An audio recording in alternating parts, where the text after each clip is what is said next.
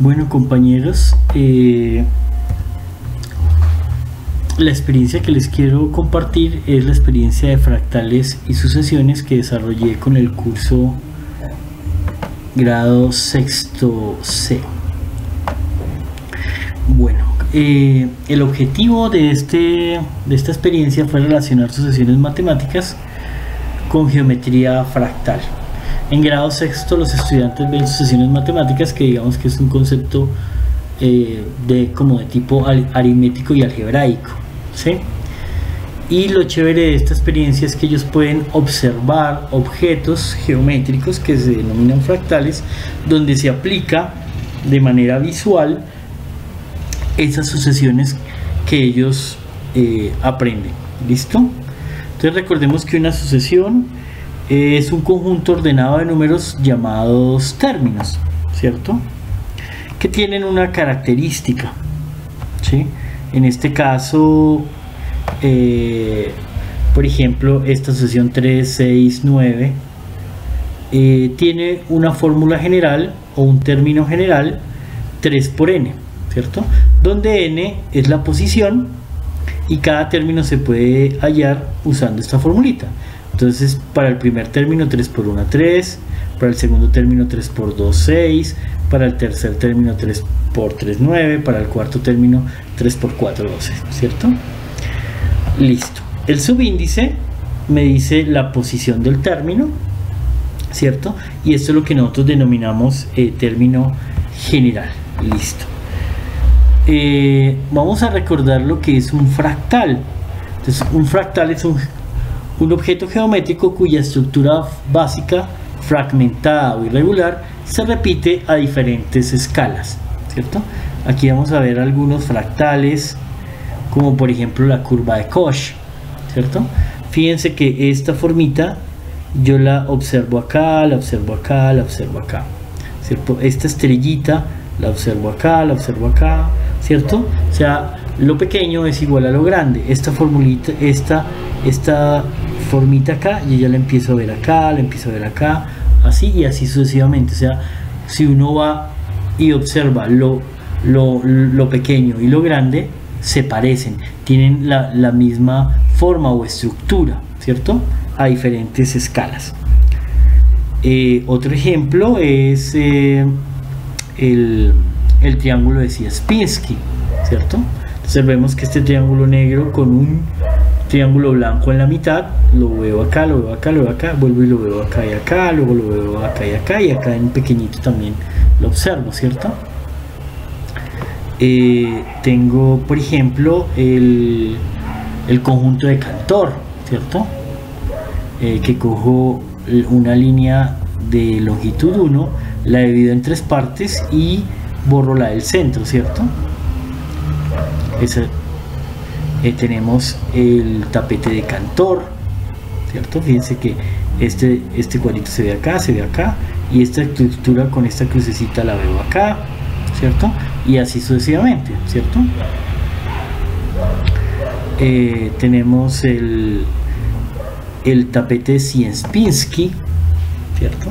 Que tiene un cuadrito blanco en la mitad, y luego cojo cada cuadrito de estos y le pongo un cuadrito blanco en la mitad, y así sucesivamente, ¿cierto?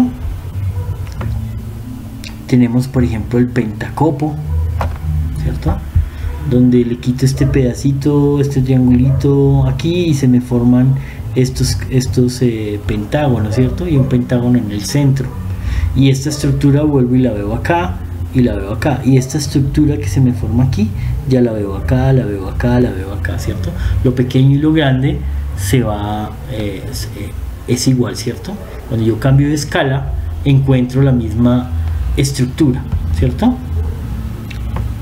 Bueno, entonces ahora sí veamos cómo relaciono los fractales con las sucesiones.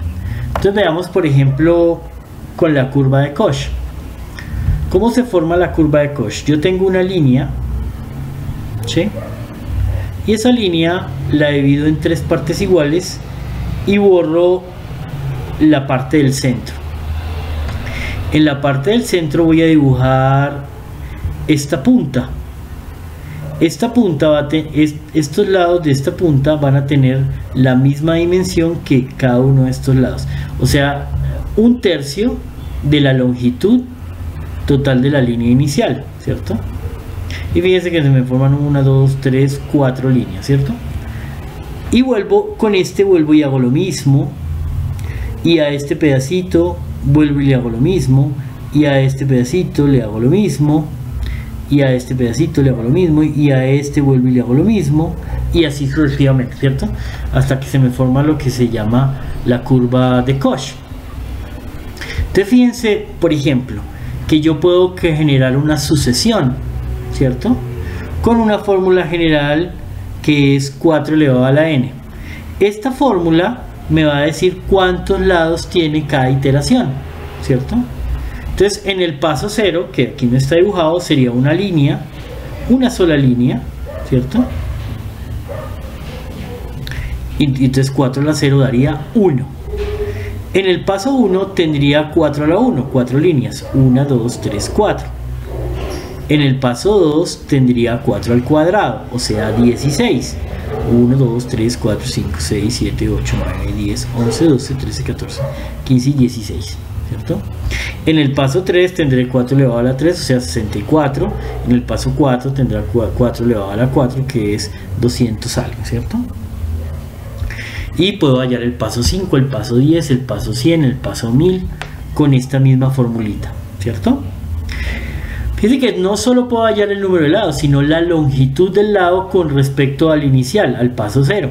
Entonces vamos a suponer que el paso 0 la medía 1, ¿cierto? Entonces una formulita para saber cuánto mide el lado en cada iteración será 1/3 elevado a la n. Entonces en el 0 será 1/3 a la 0, que es 1, o sea, esta línea mediría 1. En el paso 1 sería 1/3 elevado a la 1, que es 1/3. Fíjense que cada lineecita mide 1/3 parte de la original, ¿cierto? Que va de aquí a acá. O sea, esto es 1/3 de esto. Y esta lineecita en el paso 2 sería 1/3 elevado a la 2, o sea, 1/9. O sea, este pedacito es 1/9 de toda esta distancia. Y en el paso 3 sería 1/3 elevado a la 3, que sería 1/27avo. O sea, este pedacito es 1/27avo de todo esto, y así sucesivamente. Entonces fíjense cómo yo puedo crear una sucesión teniendo un término general con el cual yo puedo hallar cualquier término de la sucesión, ¿cierto? Miremos el triángulo de Sierpinski. En el triángulo de Sierpinski yo tengo un triángulo negro inicialmente en el paso 0.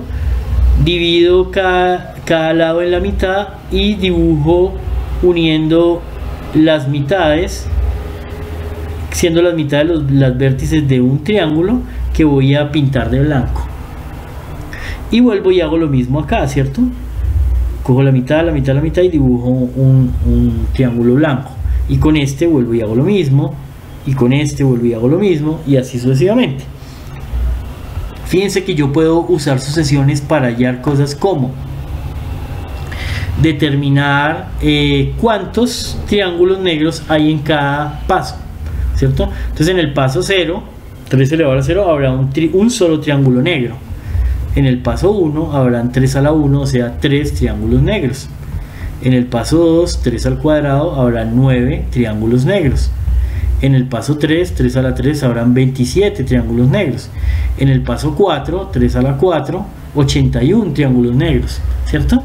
Y además de la sucesión, también uno puede poner a pensar a los estudiantes, bueno, imaginémonos cómo es el triángulo de Sierpinski en el paso 100. Entonces, el triángulo de Sierpinski inicialmente era negro y en el paso 100 es más blanco que negro, ¿cierto? Y va a llegar un paso en el que parezca que el triángulo es blanco, porque cada vez los triángulos negros son más pequeñitos, ¿cierto? Pero nunca va a ser totalmente blanco, siempre va a tener triángulos negros. Lo que pasa es que cada vez esos triángulos negros van a ser más y más chiquitos. Eso son, digamos, cosas interesantes que uno puede poner a pensar a los estudiantes. También podemos hallar la longitud del lado, ¿cierto?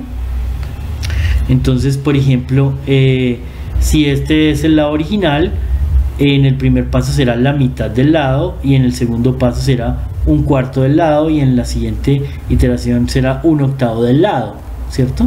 Con la fórmula 1 medio elevado a la n, ¿cierto?